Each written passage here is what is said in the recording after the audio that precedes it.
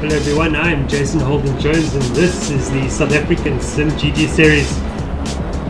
After an exciting race 1 which saw Bashir Jadwat take victory, we are once again ready to go racing at the Nürburgring.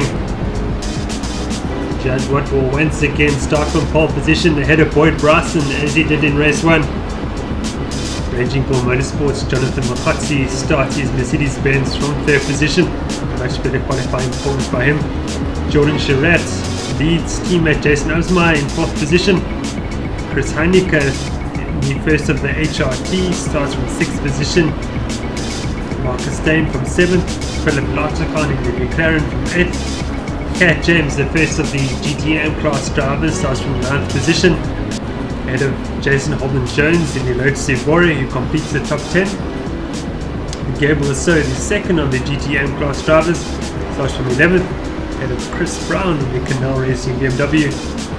Mark Hembry will start his HRT Mercedes-Benz from 13th. Ahead of Johannes Coetzee in 14th. Mark McGee in 15th. Brent Lindsay Ray in 16th. Steve Smith in 17th. Jacques de Villiers from 18th. Osman Fali will complete the field with 19th position. Jadwat is going through turn 12. Now entering the back straight down the course, approaching the Hudson Backs kink. And Jadwat is permitted to speed up to race pace from the NGK chicane to begin the rolling start process. Jadwat caught out Bryson in race 1 a little bit. Let's see if Bryson can start the race closer to Jadwat. And off goes Jadwat. He looks to have done the same as he did in race 1. Pulled a slight gap to Bryson. Bryson immediately under pressure from Mokotsi in the grey and red Mercedes-Benz. Down the main straight we go for the very first time. No passing allowed before the start line is crossed.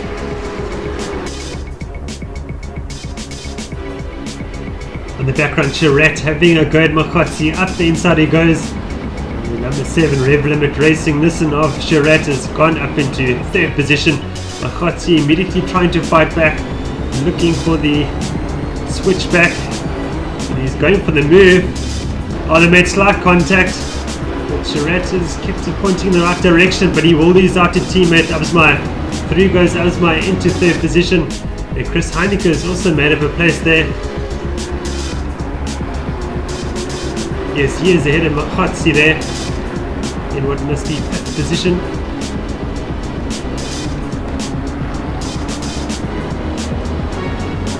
Mokotsi now up the inside, down the short run down to the Dunlop corner. Mokotsi will have a go to the corner, but no, Heineke maintains the position ahead of him. From Chris Heineke and Jonathan Mokotsi. We are currently now in 5th position. Mercedes-Benz pouring its way towards the Nissan. Really with Michael Schumacher S's. Through turn 11 now. The right-hander, which is turn 12, bit corner. Mokotsi and Steyn running wide. See the McLaren of Larticon very close to Marcus Steyn. Will Larticon have a go up the outside into the NGK chicane? No, he decides to opt out of it.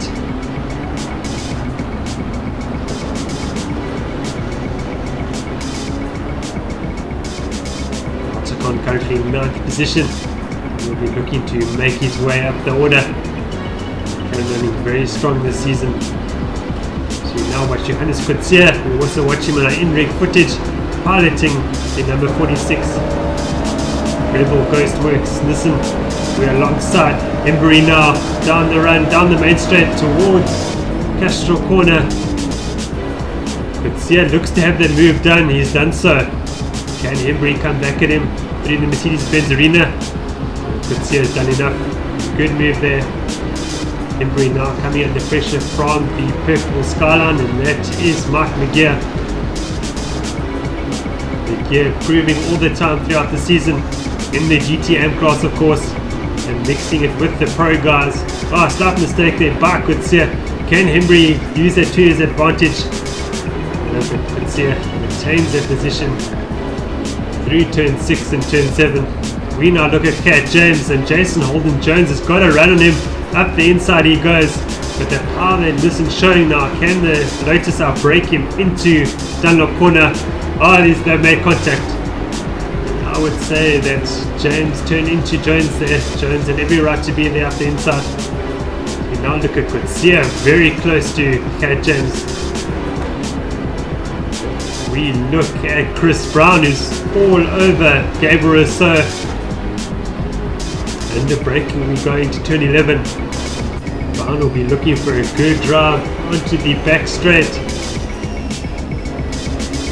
Here we go, now onto the back straight we go. And Nissan seems to have the legs on the BMW. What can Chris Brown do on the braking for the NGK chicane? Watching Chris now, of course, on the in-rig footage. See the concentration on his face.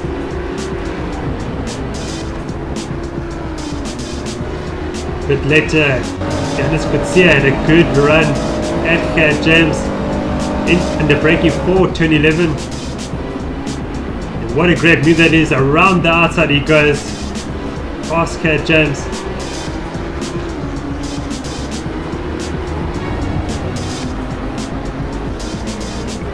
We have Chris Heineke, who's gone off. It looks to be the result of contact with Jonathan Mokotsi. Mokotsi has let him past. Chris Heineke is rejoined just ahead of Gabriel Rousseau, and Chris Brown has snuck past Mokotsi as well. So we have a fantastic battle here for that is 7th position. The Lotus boys in the 7th. So Jones starting well from 10th position to end up in 7th. But he'll have it all to do to keep the very powerful Nissan GTRs behind him. Gabriel Rousseau onto the back of Chris Heineke. This is where the Lotus is strongest, through the twisty bits, as he tries to chase down Philip Larticon in the McLaren. Chris Heineke has outbraked himself. Nissan goes through, overshoots the NGK chicane. He will let the Lotus Evora pass. He does so, but he's done a bit too generous, and through goes Gabriel Rousseau as well. So Rousseau taking advantage of Heineke's generosity there, should I say. We look back from the Lotus Evora, you can see the strength of the Nissan GTR down the main straight. But the Lotus is much better under braking, as we see here. And Jones tries to defend his position. But no, the Nissan GTR of Gabriel Rousseau has got that move done. Rousseau now up into 7th position, the best of the GT M class drivers. So he is going for a win in class. We're just trying to come back at Rousseau. We look back now from Rousseau. See how he pulls away from the Lotus. There's a bit of contact between Heineke and Jones in the background. The Lotus Evora is not too affected by that. In the background, Mokotzi's got him past Chris Brown there. Oh, what a fight this is for 7th position. There's 1, 2, 3, 4, 5, 6, 7, almost 8 cars involved in this fight. Just goes to show how competitive this championship is. We are nose to tail behind Gabriel Rousseau, approaching the Michael Schumacher S's. Dramatic S-bend corner this is. Bori managing to maintain a slightly better speed through the S's.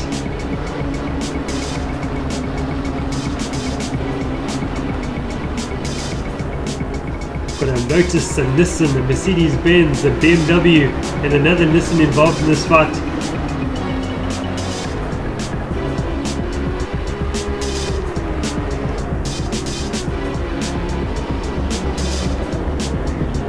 Being that Lotus maintains 8th position, but for how long longer?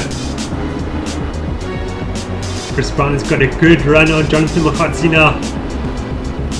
We watch now from Johannes Coetzee's perspective in the Rebel Ghostworks number 46 Nissan. He pulls out alongside Chris Brown. Here we go. And Coetzee is looking to go up the inside. Can he outbrake the BMW? No, he can't. BMW slightly superior under braking, not as good as the Lotus, but better than the Nissan.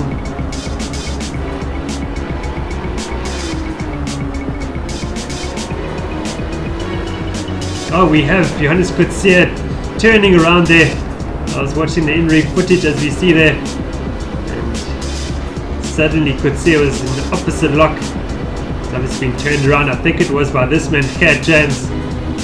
Mark McGinnis tried to pressurize James into a mistake. Yes, Coetzee has fallen back. He is now ahead of his teammate Jacques de Villiers in the number 25 Rebel goes for it. Listen.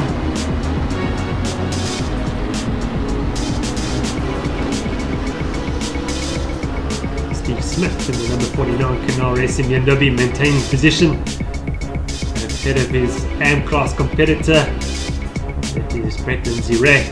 So watch out, second place man Boyd Bryson diving into the pits. We saw this in race 1 as well, and obviously something's not quite right with the number 81 Nissan. Through goes Jordan Charette into second position, looking for his best result of the season, or equal result to what he had in race 1, which was second position. He pulled away from his teammate Jason Asmai leading the Drivers' Championship after race 1. Right, Mahati now with a go up the inside of the Lotus Devore, but Mahati has overshot the NGK chicane. He's let Jones by again. Can Chris Brown sneak through as well? And he's done so. Up goes Brown, goes into 9th position. Now it looks to challenge the Lotus for 8th. It's Mark Hembry in 11th position. Hembry having a very difficult season so far. Looking for a better result this time round. We on board now with Mark McGinn looking back at Cat James. James looking to go up the inside into the Castrol corner. And James has got that move done. Oh, there's Boyd Bryson, I beg your pardon, after his pit stop, of course, has fallen back. Cat James is behind Mark McGinn now. Bryson put that move on McGinn. Cat James is his teammate, will be looking to do the same. Watch now, Rousseau looking to pass Lot Khan on the run to the Castrol corner. The McLaren superior under braking maintains that as the 7th position.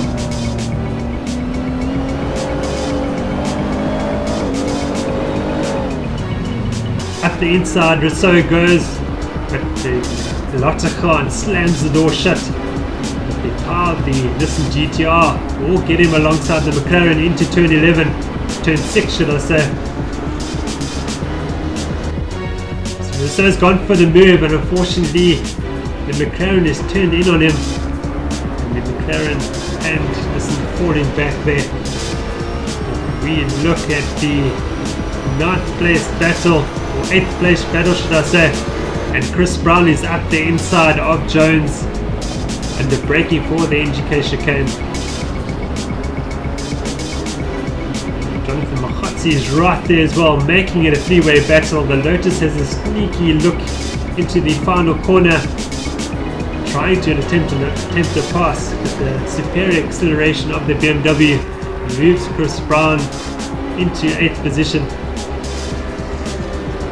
Jonathan Mahati powers his Mercedes-Benz past the Lotus as well, but the Lotus better under braking, and Jones is able to snatch a position back for the time being. Approaching the closing stages of this race, Mahati running out of time, just 3 laps remaining.